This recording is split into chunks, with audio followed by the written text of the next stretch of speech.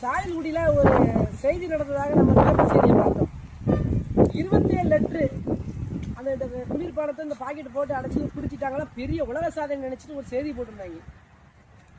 ரொம்ப சங்கடமா இருக்கியா? அந்த உணவு பாதுகாப்புத்துறை அதிகாரி ஐயா முத்துச்சாமி அவங்க செஞ்சிருக்காங்க. நீங்க இந்த வேலையெல்லாம் செய்யறிய சரி, இதே சட்டத்துக்கு புறம்பா நடத்தக்கூடிய அந்த பொருட்களையும் விற்பனையும் தடுத்துருக்கணும். அப்போ உங்களை பாராட்டப்படும். இது நீங்க இந்த பாக்கெட்டு நீங்க நிப்பாட்டிருக்கீங்க சரி, இந்த பாக்கெட்டு எதுக்கு? நெகிழி பாக்கெட்டு.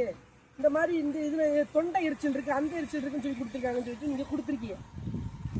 நாங்க என்ன கேட்கிறோம், குடிசை தொழிலாளிகள் செய்யும் போது முறையாக அவங்களை அழைப்பு கொடுத்து, முறையான விழிப்புணர்வை கொடுத்து, அந்த மிஷினை வாங்குறதுக்கு அவங்களுக்கு லோனை கொடுத்து, இதையெல்லாம் செஞ்சு அவங்க நீங்க இந்த தப்பை செஞ்சாங்கன்னா நீங்க நடவடிக்கை எடுக்க சரியா இருக்கும். ஆனா இது எந்த ஒன்றுமே நீங்க செய்யாம டக்கு நாங்க இதை பிடிச்சிட்டோம்.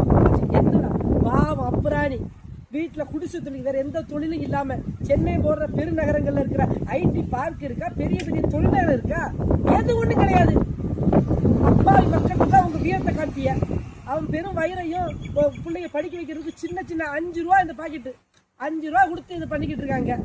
இதை போய் நீங்க இது பண்ணிக்கிறது எவ்வளவு இது இருக்குது? ஏன் இதுக்காக நாங்கள் ரசனாக்காக நம்ம பேச வரல. ஏன்னா சிறு சிறு தொழிலுக்குள்ளாமே இந்த பாக்கெட் தான் பயன்படுத்த வேண்டிய சூழல் இருக்கு.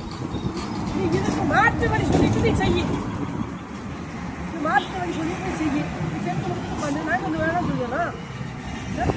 அதுலையும் போட்டுக்காரு தினமதி பத்திரிகை ஆசிரியர் திருமணி ஆசிரியர் தொண்டை எரிச்சலா இருக்கான், பயிரெல்லாம் ஒரே கடவுடாங்குதான். நீ உண்மையிலேயே ரசனா குடிச்சிலா இல்லைன்னா நைட் அடிச்சு சரக்கு அடிச்சிலா? இதான் நம்ம அவர்கிட்ட கேட்கலாம். 2 வேறது செஞ்சிட்டீங்களா?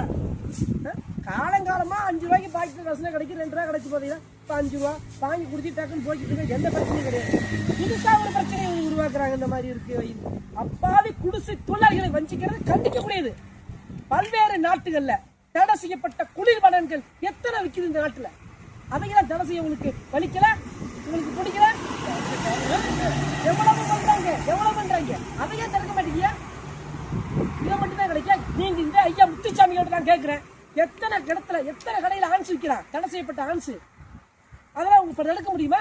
பள்ளிக்கூடத்துக்கு அருகில மதிப்பான மனமயில் மன்றங்கள் மதுக்கடைகள் இருக்கு, தடுக்க முடியுமா உங்களால? நீங்க அதையெல்லாம் செய்யுங்க. அப்பாவி குளிர்பான வெறும் 5 ரூபாய்க்கு விற்கிற ஒரு குடிசை நாட்டுமே ஒரு வீரத்தை காமிக்காதீங்க. இது உடனே இந்த வேலையை இந்த இது செய்யாது. முதல்ல விழிப்புணர்வு கொடுங்க, ரெண்டாவது அவளுக்கு மிஷின் வாங்குறதுக்கு லோனை கொடுங்க.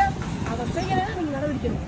அதுக்கு முன்னாடி அப்பாவி மக்கள் மேல நீங்க ஏவக்கூடிய செயலே வாழ்வாதாரத்தை செதுக்கிறதுக்கான செயலா இருக்கும் அப்படிங்கிறத இந்த காணொலி உங்களுக்கு வன்மையான கண்ணாக்க தெரிவிச்சுக்கிறேன். நன்றி.